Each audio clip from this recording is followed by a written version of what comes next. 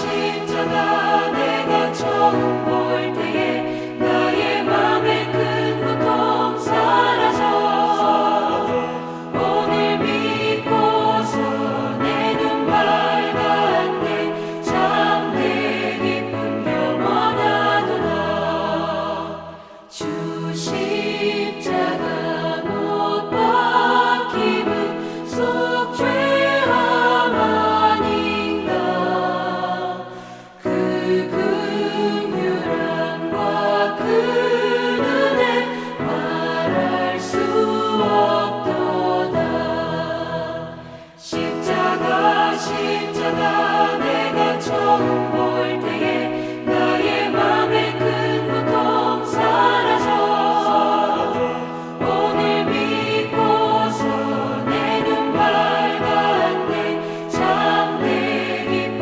영원하도다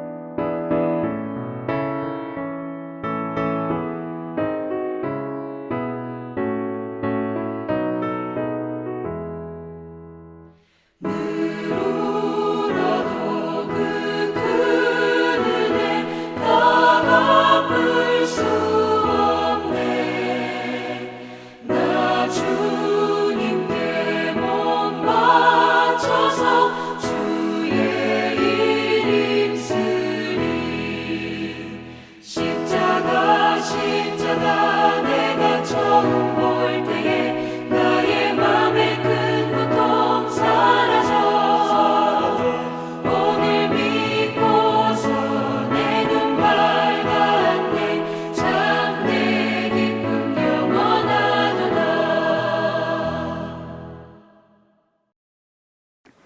기도하시겠습니다. 좋으신 하나님 아버지 감사합니다. 오늘도 저희들 깊은 잠에서 깨워주시고 하루의 첫 시간 주님 앞에 나왔습니다. 오늘 주님이 말씀하실 때 귀를 열고 마음을 열고 나에게 주시는 말씀으로 받아서 이 말씀대로 살아가는 오늘 하루가 되게 하여 주시옵소서. 예수님의 이름으로 기도했습니다. 아멘. 할렐루야. 우리 성경 말씀 요한복음 6장입니다. 요한복음 6장 14절에서 21절까지 말씀 보시겠습니다. 요한복음 6장 14절에서 21절까지 제가 봉독해 드리겠습니다. 그 사람들이 예수께서 행하신 이 표적을 보고 말하되 이는 참으로 세상에 오실 그 선지자라 하더라. 그러므로 예수께서 그들이 와서 자기를 억지로 붙들어 임금으로 삼으려는 줄 아시고 다시 혼자 산으로 떠나가시니라. 저 물매 제자들이 바다에 내려가서 배를 타고 바다를 건너 가버나움으로 가는데 이미 어두웠고 예수는 아직 그들에게 오시지 아니하셨더니 큰 바람이 불어 파도가 일어나더라. 제자들이 노를 저 12어리쯤 가다가 예수께서 바다 위로 걸어 배에 가까이 오심을 보고 두려워하거늘 이르시되 내니 두려워하지 말라 하신대 이에 기뻐서 배로 영접하니 배는 곧 그들이 가려던 땅에 이르렀더라. 아멘. 내용을 좀 말씀드리겠습니다. 지난 시간에 오병이어 기적이 있었습니다. 오병이어 기적은 정말 놀라운 사건이었습니다.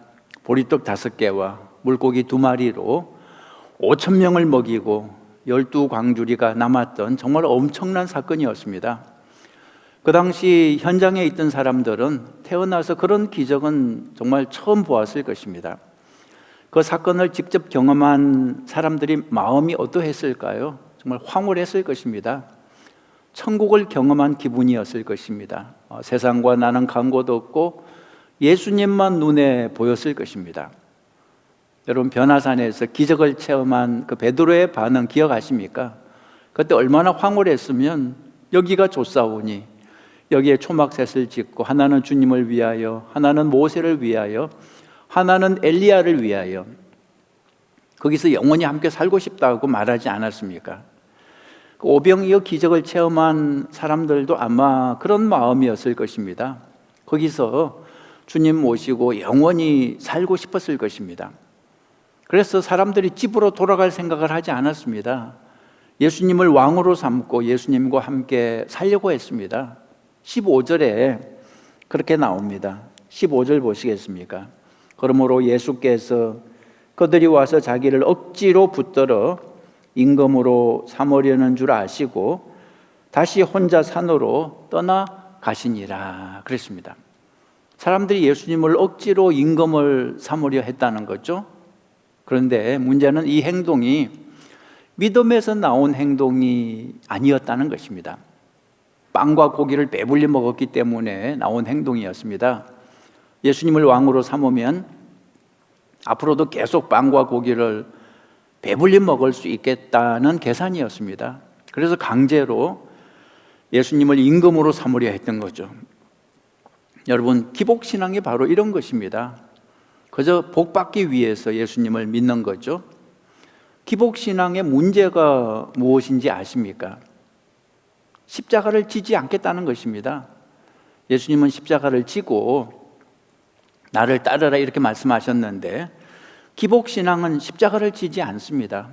복은 좋아하는데 십자가 고난은 싫어하는 것이 기복신앙입니다. 예수님의 12 제자들은 다 순교를 했습니다. 십자가를 지고 죽기까지 예수님을 따라가는 것이 참 신앙이죠. 그런데 오늘 성경에서 예수님을 임금으로 삼으려 했던 사람들은 떡과 고기 때문에 예수님을 따르는 사람들이었습니다. 예수님의 떡과 고기를 안 주면 언제라도 예수님을 떠날 사람들이었습니다. 예수님은 사람의 마음을 다 꿰뚫어 보시는 분이기 때문에 그 사실을 다 아셨죠. 그래서 예수님이 오늘 성경 26절에서 이런 말씀을 하신 것입니다. 26절을 보시면 이런 말씀 하시죠. 예수께서 대답하여 이르시되 내가 진실로 진실로 너희에게 이르노니 너희가 나를 찾는 것은 표적을 본 까닭이 아니요 떡을 먹고 배부른 까닭이로다. 그러면서 27절에 이런 말씀을 하시죠. 썩을 양식을 위하여 일하지 말고 영생하도록 있는 양식을 위하여 하라 이렇게 말씀하십니다. 무슨 뜻입니까? 오로지 떡을 얻기 위해 예수님을 믿는 사람이 되지 말고 영생을 얻기 위해 예수님을 믿어야 한다 그런 뜻입니다. 사람들은 기복신앙을 좋아하고 십자가 신앙을 싫어합니다. 예수님이 십자가 신앙을 강조하시자 아니나 다를까 사람들이 예수님을 떠나버렸습니다. 떡과 고기를 기대했는데 십자가 고난에 대해서 말씀을 하시니까 실망하고 떠난 거죠. 오늘 성경 66절을 넘겨보시면 이런 구절이 있습니다. 그때부터 그의 제자 중에서 많은 사람이 떠나가고 다시 그와 함께 다니지 아니하더라. 예수께서 12 제자에게 이르시되 너희도 가려느냐? 시몬 베드로가 대답하되 주여 영생의 말씀이 주께 있사오니 우리가 누구에게로 가오리이까? 여러분 잊지 마십시오. 예수님이 원하는 신앙은 기복신앙이 아니라 십자가 신앙인 것을 기억하시기 바랍니다. 신앙생활은 마치 결혼 생활과도 비슷합니다. 예수님은 우리의 신랑이고 우리는 신부가 되는 거죠. 여러분 결혼할 때 서약 기억하십니까? 결혼 서약 이렇게 서약을 하죠. 이제부터 평생토록 즐거우나 괴로우나 가난할 때나 부할 때나 병들거나 건강하거나 어떤 환경에서라도 당신을 귀중히 여기고 사랑하며 죽음이 우리를 나눌 때까지 오늘의 이 서약을 지키기로 하나님과 여러 증인들 앞에서 굳게 다짐합니다. 여러분 기억하시죠? 잊지 마십시오. 신앙생활은 어떻게 하는 것입니까? 즐거우나 괴로우나 가난할 때나 부할 때나 병들거나 건강하거나 배가 부르거나 고프거나 어떤 환경에서도 예수님을 귀중히 여기고 사랑하는 것입니다. 그것이 바로 십자가 신앙입니다. 자, 다시 오늘 성경을 보면 예수님은 홀로 산으로 가시고 제자들은 서둘러서 바다로 가게 됩니다. 16절을 보시겠습니까? 16절 보시면 이런 구절이 있죠. 저물매 제자들이 바다에 내려가서 이런 구절이 있습니다. 원래는 갈릴리 호수인데 이스라엘 사람들은 그냥 바다라고 불렀습니다. 그런데 그 바다 한복판에서 풍랑을 만나는 내용이 바로 오늘 성경이죠. 자, 내가 만난 말씀을 한번 찾아볼까요? 오늘 성경 말씀에서 어떤 구절이 마음에 와닿았습니까? 저는 큰 바람, 파도 이 단어에 밑줄을 쳐봤습니다. 18절에 나오죠. 큰 바람, 파도. 18절 보시겠습니까? 18절 보시면 큰 바람이 불어 파도가 일어나더라, 이런 구절이 있습니다. 큰 바람이 불어 파도가 일어나더라. 큰 바람, 그리고 파도, 이 단어에 대해서 곰곰 묵상을 해봤습니다. 오늘 성경에서 제자들이 만난 큰 바람과 파도, 이걸 오늘 우리에게 적용하면 무엇이 될까요? 우리 역시 인생의 바다에서 큰 바람과 파도를 만나게 되죠. 큰 바람과 파도는 다른 말로 고난을 상징합니다. 마태복음 14장 24절을 보면 고난이라는 단어가 나옵니다. 배가 이미 육지에서 술이나 떠나서 바람이 거슬림으로 물결을 인하여 고난을 당하더라, 이런 구절이 나오죠. 큰 바람과 파도는 고난을 상징합니다. 우리가 인생을 살다 보면 고난을 만나게 되죠. 자, 우리가 경험하는 고난은 몇 가지 종류가 있습니다. 첫 번째, 빈칸 한번 채워보시겠습니까? 우리가 경험하는 고난, 첫 번째는 죄 때문에 당하는 고난이 있습니다. 베드로전서 2장 20절에 나오죠. 죄가 있어 매를 맞고 참으면 무슨 칭찬이 있으리요, 그랬습니다. 죄 때문에 매를 맞는 고난이 있는데 이것은 내가 잘못해서 당하는 고난입니다. 죄를 지었으면 벌을 받는 게 당연한 거 아니겠습니까? 예를 들어 성경에 나오는 요나의 고난이 여기에 속하죠. 요나는 니느웨로 가라는 하나님의 명령에 불순종하고 반대쪽인 다시스로 도망을 가다가 바다에서 풍랑을 만나 바다에 던져지는 고난을 당했죠. 요나의 고난은 죄 때문에 당한 고난이었습니다. 이사야 59장 1절 보시면 여호와의 손이 짧아 구원치 못하심도 아니요 귀가 둔하여 듣지 못하심도 아니라 오직 너희 무엇이 죄악이 너희와 너희 하나님 사이를 내었고 너희 무엇이 죄가 그 얼굴을 가리워서 너희를 듣지 않으시게 함이니, 그랬습니다. 죄 때문에 당하는 고난이 있다는 거죠. 여러분, 이 고난의 해결책은 무엇일까요? 죄 때문에 당하는 고난의 해결책은 회개입니다. 회개해야 이 고난은 끝이 납니다. 요나가 하나님 말씀에 불순종하고 도망가다가 풍랑을 만나서 바다에 던져지고 큰 물고기 뱃속에 들어갔을 때 마침내 요나가 회개를 하죠. 물고기 뱃속에서 회개를 하니까 물고기가 요나를 토해내면서 요나의 고난은 끝이 났죠. 죄 때문에 당하는 고난은 회개하면 됩니다. 혹시 여러분 가운데 현재 죄 때문에 고난 당하시는 분이 계시면 회개하면 됩니다. 회개하면 죄 때문에 당하는 그 고난에서 벗어날 수 있습니다. 자, 두 번째 고난은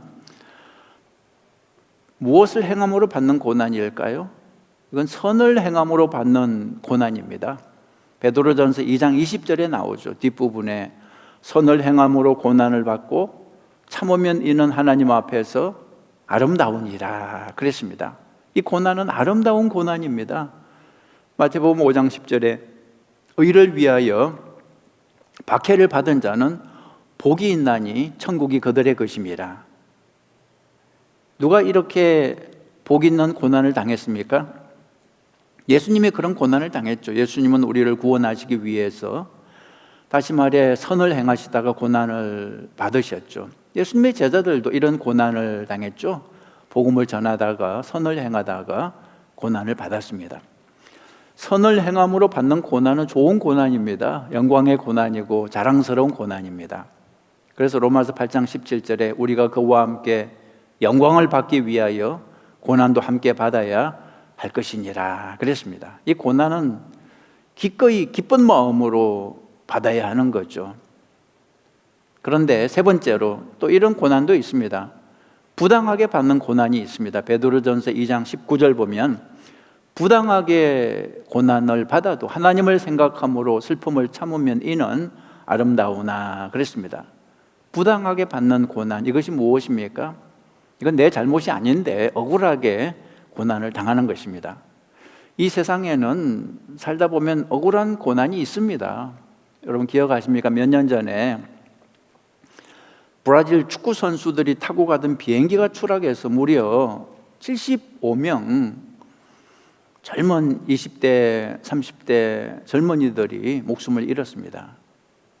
참 억울한 고난이죠. 그리고 오래전에 한국에서 발생한 세월호 사건 295명 학생들이 목숨을 잃었죠. 이건 정말 부당하고 아무 잘못 없이 억울하게 고난을 당한 거죠. 세상에는 이렇게 부당하고 억울한 사건들이 종종 발생합니다. 여러분 한국의 그 시인 중에 나병에 걸려서 고통당했던 시인이 있습니다. 한하운 씨라고 여러분 들어보셨습니까? 한하운 시인인데요. 이분이 쓴 시 중에 이런 게 있습니다. 제목이 벌인데요. 벌. 제가 읽어드리겠습니다. 벌. 죄명은 문둥이. 이건 참 어처구니 없는 벌이 올시다. 아무 법문의 어느 조항에도 없어 내 죄는 변호할 길이 없다. 옛날부터 사람이 지은 죄는 사람으로 하여금 벌을 받게 했다. 그러나 나를 아무도 없는 이 하늘 밖에 내세워 놓고 죄명은 문둥이. 이건 참 어처구니 없는 벌이 올시다. 정말 어처구니 없는 고난. 이건 내가 잘못한 것도 아니고 정말 억울하고 부당하게 당하는 그런 고난이 있다는 것입니다. 네 번째, 훈련으로 받는 고난이 있습니다. 훈련으로 받는 고난. 오늘 성경이 바로 훈련으로 받는 고난에 대해서 알려주고 있습니다. 자, 요한복음 6장 16절, 17절을 보시면 이런 구절이 있습니다. 저물매 제자들이 바다에 내려가서 배를 타고 바다를 건너 가버나움으로 가는데 이미 어두웠고 예수는 아직 그들에게 오시지 아니하셨더니. 예수님은 산으로 기도하러 가셨고 제자들은 배를 타고 건너편 가버나움으로 이동하는 상황이었습니다. 오늘 성경은 그 당시 상황을 다음과 같이 설명하고 있습니다. 첫 번째, 저물매, 이런 단어가 나옵니다. 저물매. 16절 보시면 저물매, 제자들이 바다에 내려가서, 제자들은 해가 저물 때에 떠났다는 거죠. 도시에서는 뭐 해가 저물어도 큰 문제가 없죠. 도시의 야경은 오히려 더 멋지기도 하죠. 그러나 시골은 그렇지 않습니다. 시골은 해가 저물면 완전 암흑이죠. 아무것도 보이지 않습니다. 그러니까 무서운 거죠. 그 다음에 나오는 단어가 바다에, 그죠? 16절 저물매 제자들이 바다에 내려가서, 그렇게 돼 있죠. 육지에 있는 것이 아니라 지금 바다에 있었다는 거죠. 육지에만 있어도 덜 무서울 것입니다. 그런데 캄캄한 밤에 바다 한복판에 있기 때문에 더 두려운 것입니다. 그리고 또 보면 더구나 예수님이 함께 계시지 않았습니다. 계속해서 보시면 저물매 제자들이 바다에 내려가서 배를 타고 바다를 건너 가버나움으로 가는데 이미 어두웠고 예수는 아직 그들에게 오시지 아니하셨더니 그랬습니다. 여러분 어두운 거, 뭐 배고픈 거 다 예수님만 계시면 참을 수 있는데 가장 큰 문제는 예수님이 지금 함께 계시지 않았습니다. 지금 말씀드린 이 세 가지 상황만 가지고도 두려운데 설상가상으로 하나가 진짜 문제가 하나 더 있었죠. 큰 바람과 파도를 만났습니다. 18절 보시면 큰 바람이 불어 파도가 일어나더라 그랬습니다. 풍랑으로 인해서 배가 금방이라도 뒤집어질 것 같았습니다. 여러분 살다 보면 정말 이런 경험을 할 때가 있습니다. 캄캄해서 앞이 보이지 않을 때가 있습니다. 태풍을 만나서 내 인생의 배가 뒤집어질 것 같을 때가 있습니다. 여러분, 이런 고난을 만나는 이유가 무엇일까요? 왜 이런 고난을 만날까요? 오늘 성경에서 알 수 있는 것은 우리를 훈련시키기 위해서 하나님의 고난을 주실 때가 있다는 것입니다. 여러분, 오늘 제자들이 만난 풍랑은 우연이 아니었습니다. 하나님이 의도적으로 주신 훈련이었습니다. 기복신앙이 아니라 십자가 신앙으로 우리를 키우기 위해서 하나님이 우리에게 의도적으로 풍랑을 보내주시면서 훈련을 시키는 것입니다. 지금 우리가 만난 이 코로나가 바로 훈련의 시간입니다. 이 훈련은 우리를 죽이는 데 목적이 있는 것이 아니라 살리는 데 목적이 있습니다. 여러분, 훈련이 힘들지만 이 과정을 잘 견디면 영적 전쟁에서 마귀를 이길 수 있는 거죠. 여러분, 힘들지만 하나님을 믿고 이 훈련의 과정을 잘 견디는 여러분 되시기 바랍니다. 자, 오늘은 여기까지만, 시간이 많이 가서 여기까지만 하겠습니다. 기도 제목 드리겠습니다. 첫 번째 기도 제목, 기복신앙이 아니라 십자가 신앙을 갖게 하옵소서. 그렇게 기도하시기 바랍니다. 기복신앙 가지고는 안 됩니다. 십자가 신앙을 가지라고 주님이 말씀하십니다. 십자가 신앙을 갖게 하옵소서.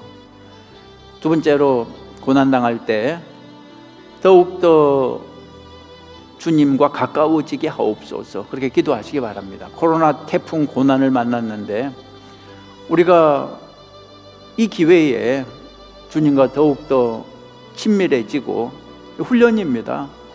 우리의 믿음을 키워주기 위한 훈련의 과정입니다. 이 훈련의 과정을 잘 견디게 하옵소서. 그렇게 기도하시기 바랍니다. 세 번째로, 온 세상이 회개하고 여호와께 돌아오게 하옵소서. 그렇게 기도하시기 바랍니다. 우리 시간에 기도할 때 여러분 자녀들을 위해서 특별히 기도하십시오.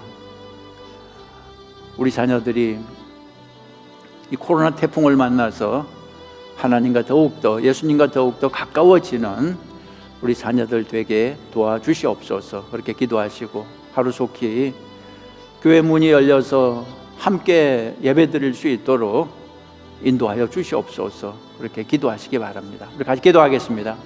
좋으신 하나님 아버지, 오늘 말씀을 통해서 다시 한번 깨우쳐 주신 것을 감사합니다. 여러 고난이 있습니다. 우리가 잘못해서 당하는 고난도 있고, 아무 이유 없이 억울하게 당하는 고난도 있고, 정말 이해할 수 없는 고난이 있습니다. 또 하나님께서 우리에게 훈련으로 주시는 고난도 있습니다. 하나님, 어떤 고난이든지 간에 하나님 이겨내게 하여 주시옵소서. 절망하고 포기하는 인생이 아니라 고난을 통해서 성장하는 인생이 되게 하여 주시옵소서. 코로나 광풍을 만났습니다. 하나님, 이 광풍 속에서 주님의 이름을 부르고 주님과 더욱더 가까워지는 기회가 되게 하여 주시옵소서.